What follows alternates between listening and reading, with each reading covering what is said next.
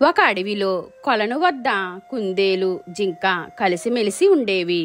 అందులో కుందేలు చాలా చురుకైనదని, జింకకు మాత్రం బద్ధకం ఎక్కువని జంతువులన్నీ అంటుండేవి. కానీ జింక మాత్రం ఆ మాటకు ఒప్పుకునేది కాదు. ఏం కాదు, నేను కూడా చాలా చురుకైన దాన్ని అని గొప్పలు పోయేది. ఒకరోజు ఇదే మాటపైన జంతువుల మధ్య వాదన వచ్చింది.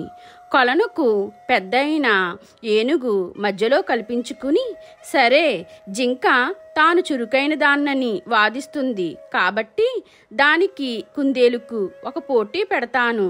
ఒక పెద్ద దుంపను మన కొలను ప్రాంతంలోనే దాచిపెడతాను. దాన్ని ఇద్దరిలో ఎవరు వెతికి తీసుకువస్తే వారే విజేత. ఆ దుంప మొత్తాన్ని బహుమతిగా పొందొచ్చు అని చెప్పింది. దానికి కుందేలు జింక సరేనన్నాయి. మిగతా జంతువులన్నీ ఉత్కంఠంగా చూస్తున్నాయి. పోటీ మొదలు కాగానే కాసేపు గబగబా వెదికిన జింకకు అంతలోనే విసుగొచ్చింది.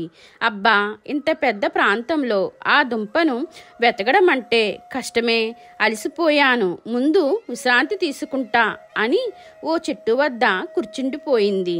కుందేలు మాత్రం ప్రతి చెట్టును, తుప్పను, బండను వెతికి దుంపను సాధించేసింది. తీరా చూస్తే ఆ దుంప జింక కూర్చున్న చెట్టు త్వరలోనే ఉంది. జంతువులన్నీ విజేతైన కుందేలు ఉత్సాహాన్ని, చురుకుదనాన్ని మెచ్చుకున్నాయి.